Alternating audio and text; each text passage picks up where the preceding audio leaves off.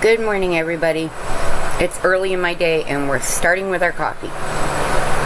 First thing, so grab your coffee or your tea or whatever it is you drink and good morning.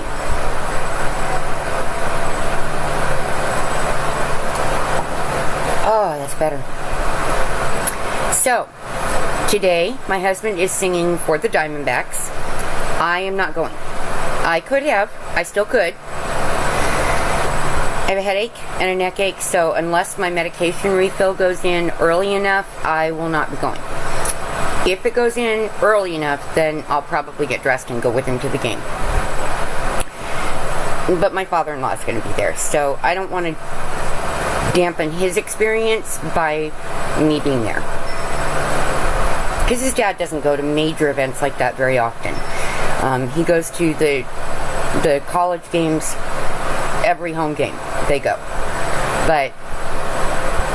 And that's Kevin's and my alma mater, ASU. So Ed goes to those every home game. That's cool.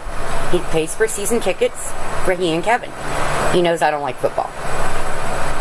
Not to mention they've had the same two seats for like 40 years. It's a long time.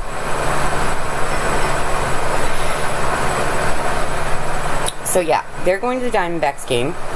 My Mother's Day, I ended up surprised. My husband came home with some nice goodies for me after that long day with his dad, long evening. And he was just really sweet. And he grabbed stuff that I could throw in the oven tonight for dinner and make my life a little easier, that is healthy, it is non-GMO, everything that I stand by, because he knows how I am. He knows exactly what I'm like. And he knows how picky I am. But things have been just a little off, like I told you. But I'm back on schedule today, which is always a good thing. Always a good thing. See, I usually film and put out the same day. A lot of vloggers do it where they film the day before and put it out the day you see it. I think because I don't have a video camera, that's not how it works. And because editing, I feel completely stupid. I'm still trying to edit. I'm trying. At least I'm trying. I haven't given up. I'm not a quitter. Just not my way. But today I have some things around the house I have to do. We have an appointment on the 24th here at home, and then on the 26th I go see my doctor. It's time to refill my meds again. So I have to go in and he needs to make sure I'm okay. I know that sounds silly because I'm not okay, but he needs to make sure that it's me and I'm alive and my heart's beating and, you know, that kind of stuff. Plus, we need to discuss the hormone issues. This is the fun of, I'll be 47 next month. So, this is the fun of getting old. But it'll get rid of some of the weight I've gained here and in my stomach. I've gained some weight and in my arms. Luckily, it has not hit the rest of me. I haven't gotten heavy enough for that. But you guys have to understand that I used to be 103 pounds at 5'7". I've shrunk about 1.5 inches, but we're still going to call it 5'6" because we don't know for sure how much below 5'6" I am. And I've gained about between 20 and 25 pounds, and that's not healthy for me. I have really tiny little bone structure, guys. Tiny, tiny. And I know that's hard to tell, but this is a normal watch. It's not sized for me at all, but it's a very small ladies' watch. And guys, it just, yeah, I'm a little girl. Little girl. And if you're wondering what you saw a Band-Aid on yesterday is now, see, I'll show you. See? That's what happens when you have multiple males, although one is neutered. The one that's not neutered is being kind of aggressive and causing fights with the one that is. The neuter caught me by accident defending himself. My puppies have all their shots. I'm a nurse. I know how to handle this. I questioned whether or not it was going to need stitches, but it stopped bleeding and it's healed over a little bit. It's going to be a hole, though, I can tell you.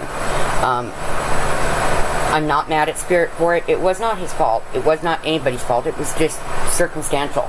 Normally I will blame whoever starts the fight, but this really wasn't kind of a fight starting. It was just a little bit of growl and very sudden. I think spirits reached a point of, okay, I've had enough. Just leave me alone. Leave the girls alone.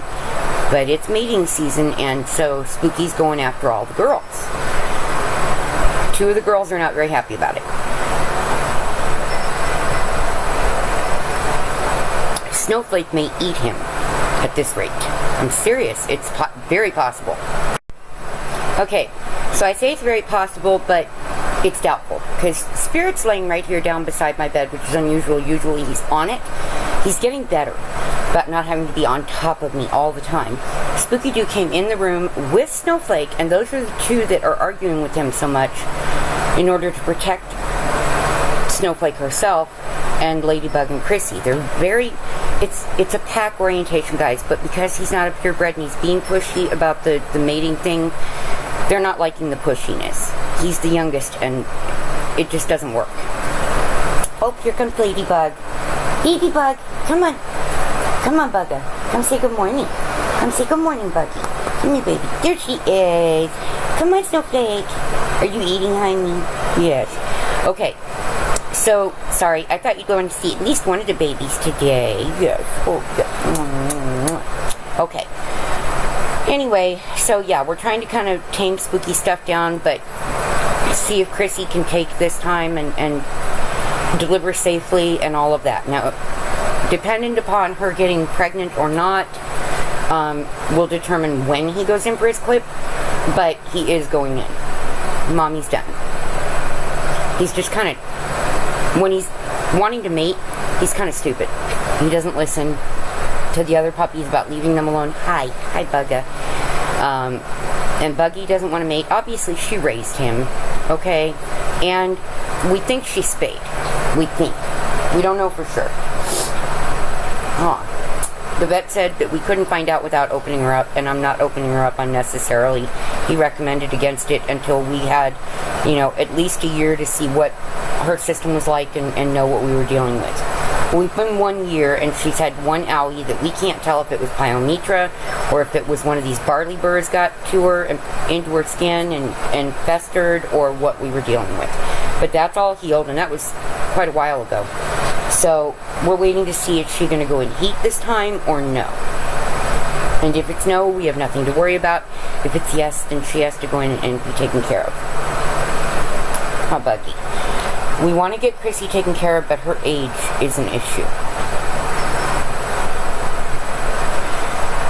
She's a little over 7 years old, and we just never knew about pyometra until it was too late with Frosty, and she had literally turned septic by the time we knew anything was wrong, and I'm with her 24 hours a day, but she was eating and drinking normally and being playful and being Frosty.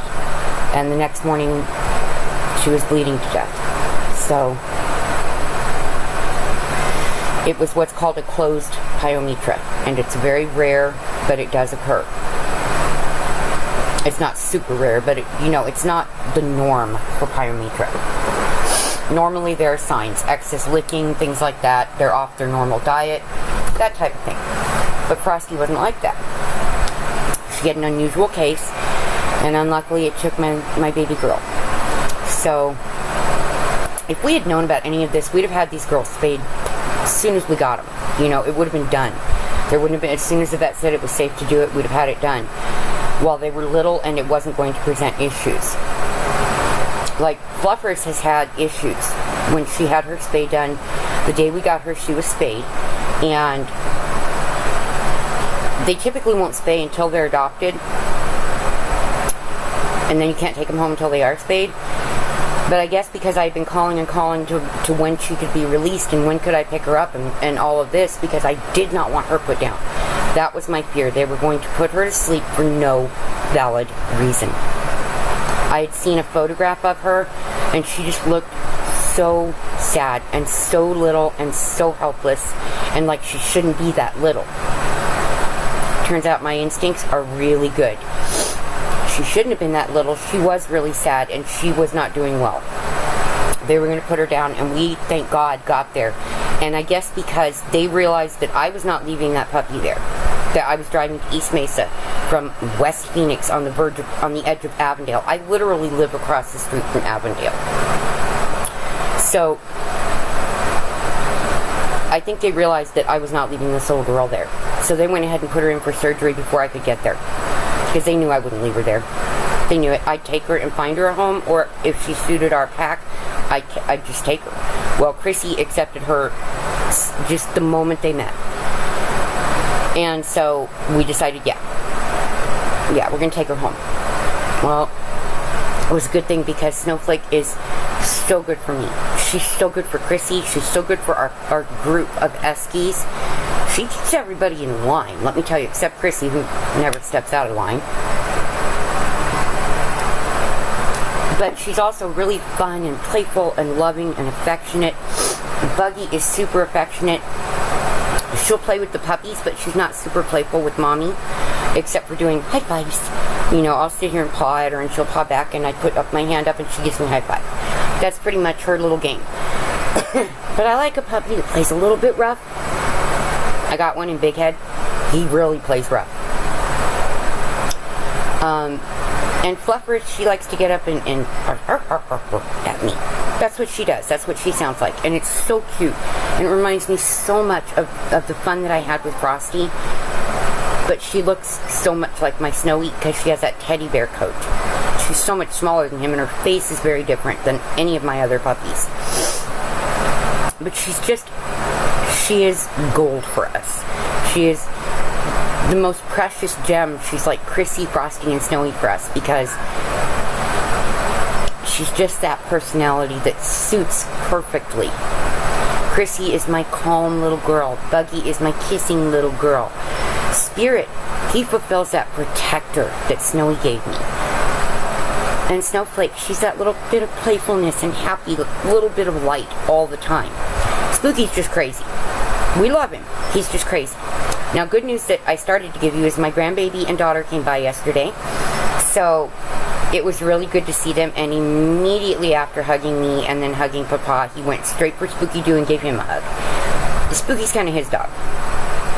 Not legally, but that's his dog. And we told him that all along, that Spooky Doo is his puppy here. Spooky Doo lives with Grandmama and Papa, but here. So we will have him not this week, but next week. My daughter's giving up her week of custody for me and my husband, because we missed our grandbaby. We hadn't seen him in a month, and it was just heart-wrenching for us not to see our grandchild, because over the last few months we've been through so much with him and helping him to get through things and to grow, and helping our daughter, and then not seeing him for a few weeks. That was hard on us. That was really, really, really hard. But my daughter drove all the way down from Chandler to us to let us see our grandbaby. So we were super happy about that. All of my kids made a point of Happy Mother's Day, including my non-biological kids. Ashley, Michael, Dan, who's my future son-in-law. Everybody made an effort with me, and that meant, and Jessica made huge efforts with me, and it made a big difference for my Mother's Day. So by the time I went to bed, I was much happier, much happier. And that helps. I have a hard time, guys, when I'm not exposed to my kids. When I can't talk to my kids, it's very difficult for me. I don't need them around all the time, believe me. But I do like seeing them. I do like talking to them. My oldest daughter, Pia, she works all the time. Jessica lives in another state. Mikey works constantly. Andy's got 2 daughters. Nicholas is at work now, and he's trying to, he's doing a new job, and everything's kind of crazy. Sarah Michelle is trying to get her stuff in order, and it's really, really difficult. She's trying to raise a child, deal with her ex. There's a lot going on for her. I don't condone everything she's doing, Sarah. But I love her. And Ashley, she's in school and working, and she's my son's sweetheart, and she is my future daughter-in-law if my son likes living. He will never even consider marrying another girl. because she's absolutely perfect. She suits us, our family. Our family suits her family. It is ideal. Ideal. And she and my son have been friends for a long time before they started dating. So it's a good, stable base. My son is so in love with her. It is not even funny, guys. It isn't. I know he wants to marry her because the comments he makes to Mom, she's the one. 27 years old, Mom, she's the one. First girl he's ever said it about. So, he said, I think she might be about someone else, but this one, she's the one. So I knew this will be the mother of my grandbabies. Hi, Ashley. And yes, I want a granddaughter, please. So guys, I'm going to cut this video off because I'm trying to make shorter videos and be good about this.